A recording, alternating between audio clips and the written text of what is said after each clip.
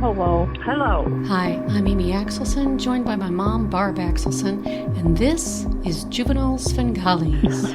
And it starts with this parrot, and a green parrot was swinging on a perch in a cage by the door. I mean, how much do you love? Have some fun with us and join us in our search for what happened to my mom's grandfather. Welcome to Juvenile Svengalis, where we find out what happened to Byron Wadsworth Culver, Princeton graduate, successful businessman, asylum inmate, and juvenile Svengali. Have you ever wondered what happened to a missing relative? You know those stories that get mumbled over or waved off? I'm looking at this article, and Amy... Last time on Juvenile Svengalis. The city, it ought to be remembered, is partial to that sort of performances and has a record in hypnotism that is not so brief that it is apt to be forgotten. Both boys attended the performance of Sensational, and they appear to have procured some literature. I'm telling Amy that I discovered that the 7th Ward School was established in the summer of 1897, so it was barely a few months old when all of this happened. Oh, brand new. Deny the charges. On this episode of Juvenile Svengalis, a hypnotic green parrot, the Vitopathic Institute, an abduction, and a possible double murder. We're actually going to go to Eau Claire. I'm so excited about this. Does Mabel Briggs, who could be related to my mom's great-grandmother Ella Briggs, have anything to do with Byron Wadsworth Culver's interest in hypnotism and why he ended up in an insane asylum? Let's figure this out. Is just absolutely amazing. It's from the Savannah Morning News on December 18th, 1894. Let's meet the parrot, Dr. Pickin, and the Vitopathic Institute. I'm looking at this article, and Amy, this article... And this thing got me. It's bananas. So the title of this article is, Was She Hypnotized? Eau Claire is one of the most substantial towns in northwest Wisconsin. Most of its 20,000 inhabitants are concerned in one way or another in the great lumbering interests, the foundries, factories, or mills, which make it a humming business place. The men are of the hard-headed, practical, common-sense sort, who make such enterprises successful. They have little time to give to the consideration of the mysteries of occultism, and less inclination to believe in such things. But for weeks, Eau Claire has been stirred by a criminal charge preferred against 2 of its citizens by a young woman who bases her accusation on the allegation that these men accomplished her ruin solely by means of the hypnotic influence over her which they possessed and exercised. Edna Mabel Briggs is the daughter of Joseph Briggs, an Englishman who had lived in Eau Claire for years. He is an engineer at the city waterworks, frugal and thrifty, and has accumulated a comfortable property. His daughter is not yet 17 years of age. She is a bright, pretty girl with black hair and eyes, and the glow of healthy blood in her cheeks. Her manner is vivacious and attractive. She has attended the public schools of Eau Claire and was to have entered the high school in September. This is the story which she told to District Attorney Froliu, which led to the arrest of Dr. J.W. Pickin and his son Azaghal. So this is from Savannah, Georgia, right? Yeah. So this is big news, national news. One afternoon in June of this year, while Miss Briggs was out for a ride on her bicycle, she passed the Vitopathic Institute, as Dr. Pickin called his office. Dr. Pickin was sitting in front of the Vitopathic Institute, and a green parrot was swinging on a perch in a cage by the door. "Hello!" shouted the parrot as she passed. Now this part's interesting. I want to know where she was going. She turned to reply, and her eyes met those of the doctor. Neither spoke, and she rode on. It had been her intention to ride on down the street, but at the first side street, she felt an irresistible impulse to turn off. Following this impulse, she was soon in front of the Vitopathic Institute again. She called to the parrot, and the bird answered her. Dr. Pickin looked on, but did not speak. Nor did she speak to him. She rode by the place several times, all the while wanting to go somewhere else, but unable to do so. It was only by a supreme effort of will that she was able at last to keep on down the street.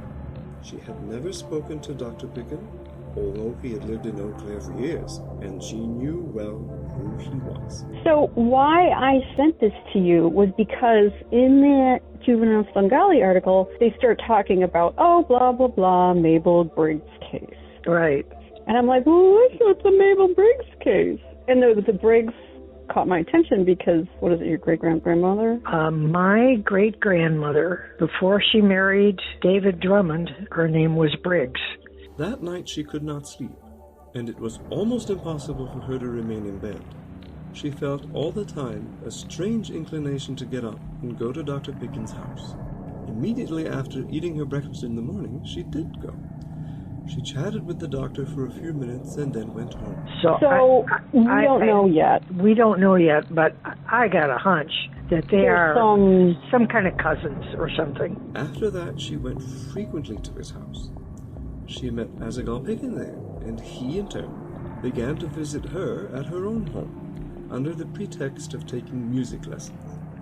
Miss Briggs plays several stringed instruments, and young Pickin is something of a singer.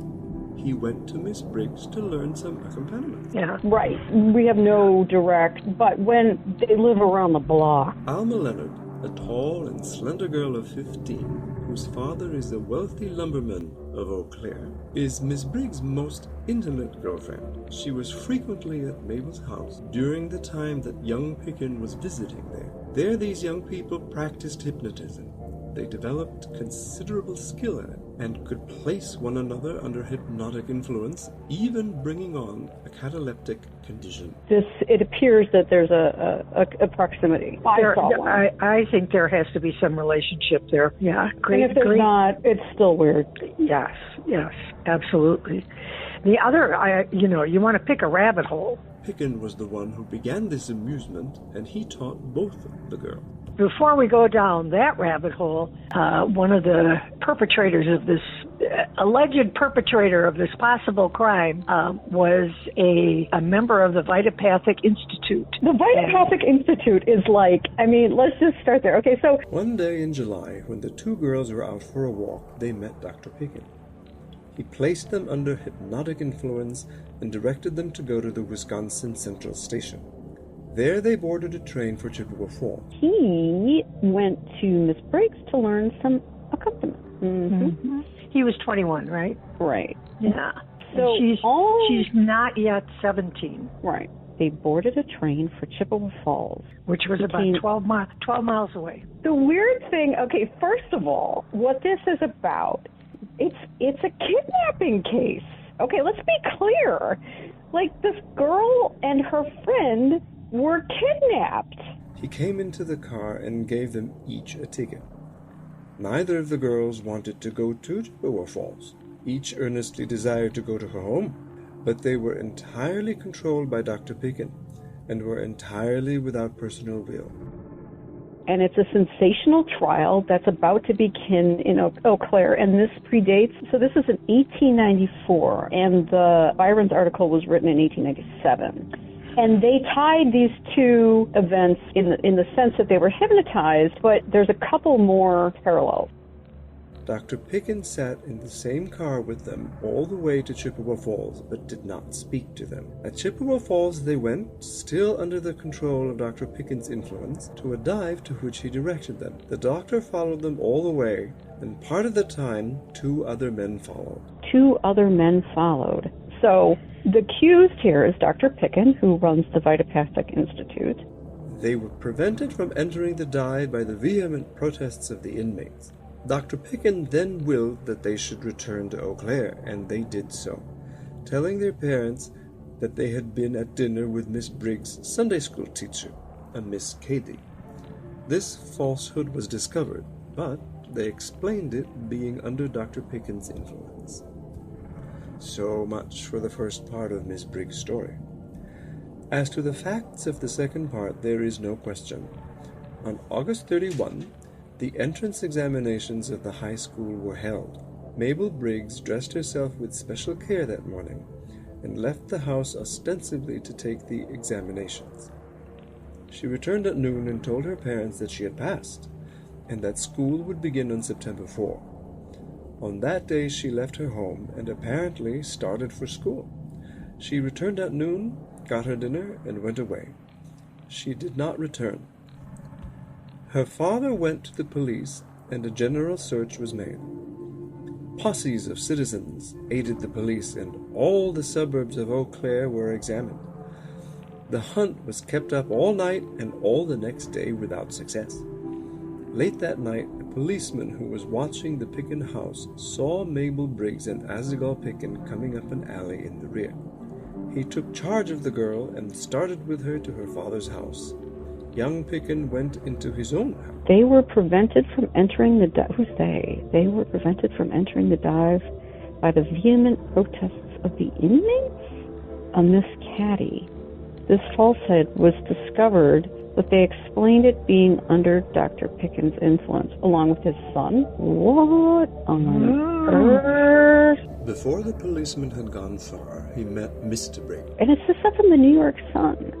So wait, there's a New York Sun article on this too somewhere. The engineer spoke to his daughter in a severe tone and asked her where she had been. She did not reply. But it appeared in the New York Sun prior to this. So this is a national news story. That angered him, and he slapped her. Sure, this must be like a syndicated version of it. The girl seemed to struggle to speak and finally exclaimed, "Little Niagara." She's saying that she was her ruin, which I'm assuming means, at this point, means sexually assaulted. Is that what that's what I get out of it, yeah. Her father took her home and sent for Dr. E.H. Parker, the family physician. Dr. Parker thought at first that the girl had been drugged. She made several efforts to speak, but apparently was unable to do so. Dr. Parker knows something about hypnotism, and when Miss Briggs did not respond to his ordinary treatment, he suspected that she was under such influence. And which led to the arrest of Dr. J.W. Pickin and his son, Azaghal. Dr. Herbert Flint of Chicago, an expert in hypnotism, was sent for. He came and hypnotized Miss Briggs, and while under his influence, she told where she had been and what had happened to her. As to these facts, there is no dispute. What Mabel told is to be proved or disproved at the trial of the two men, which begins in Eau Claire on Monday. This is her story. So let's back up here and speculate. Yeah. Yes. So far, my idea is either she was completely taken advantage of in one respect or another, right. Or she made the whole thing up. These are the alternatives. But at this time, it was booming. It was a boom town. Right, and it was part of the upper Midwest lumber boom. When she left her home on the morning of August 31 to take her examination, she was met by Azaghal Pickin, who hypnotized her and detained her in the West Side Park until noon, when he sent her home and told her what to say to her parents. Is District Attorney Frawley, or Frawley? Frawley. It is Frawley. They misspelled it here. Again, on this morning of September 4, when she started ostensibly for school, she met young Pickin. Again, he hypnotized her and kept her in the park until noon. He released her then and sent her home. In the afternoon, she wanted to go to school, but Azaghal Pickin met her and took her to his house. She stayed at Dr. Pickin's house until 11 o'clock that night. In the evening, 3 young men called and stayed until after 10 o'clock. She played and sang for them and was there when they left. In this respect, their story corroborates hers. And that they did that by hypnotizing her. Dr. J.W. Pickin and his son Asigl. Azaghal? Azaghal. Yes. All the time these 3 young men were at Dr. Pickin's house, Miss Briggs greatly desired to go home, but she was unable to do so, and she was so completely under the Pickin influence that she could not even tell the boys of her predicament. After they had gone, Dr. Pickin subjected her to a further hypnotic test, as a result of which she lost all desire except to obey his wish. So weird. Okay. So this is what they say that she says. This is what the newspaper says that she said. Yes. After that, Asagal Pickin took her to a lonely place about half a mile from the Pickin home, known as Little Niagara. There she was detained all night and the following day and evening. While she was at Little Niagara, young Pickin went to Eau Claire and brought back food and brandy, of which she partook. What the heck is a Vitopathic Institute? Well, okay. Wait, and pause for a rabbit hole here. Rabbit hole time. Rabbit hole time. So there's this whole thing started by John Bunyan Campbell, and guy's a quack. Okay, so it's religious / electrical thing, and it has. You ever see on Antiques Roadshow, they have these weird electrical things that are on wooden things, and you'd hook them up to people. Mm-hmm. And I'm agreeing, but I don't really watch Antiques Roadshow that much. I don't know why I said yes. You know how you just agree with people while you're talking to them? I don't know why I did that. Sorry about that. I have no idea what she's talking about. In the late 19th century, and it would cure them. So it's a quackery, complete quackery. But it's got a little religious flair to it, and it's a big thing at that time in the Midwest. Son brought home this book. It's super interesting, kind of when electricity kind of started out. Yeah. So they had whole kind of entertainment kind of part of it. And it's also around the time of Frankenstein. So Mary Shelley, and there's a real, so in 1803, okay, so this is maybe like 93 years before this, they had a real corpse reanimator.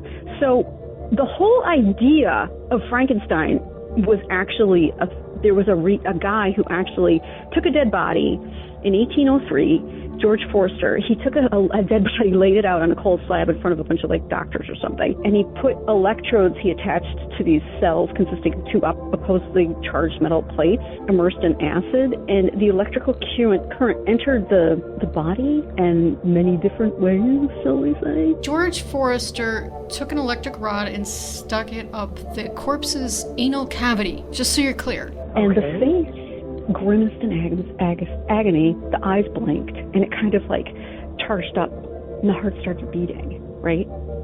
Oh, no. The chest heaved up and down, faster and faster, but just as suddenly the body lay motionless. So there was this kind of like thing. Yeah.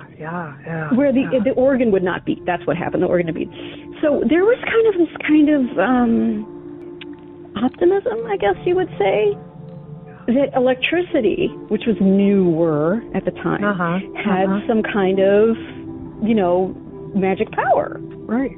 On the second evening, they started for home. When they reached the town, they became aware of the search that was going on. They entered the West Side Park and were stealing along in the shadow of the trees when Miss Briggs saw her father.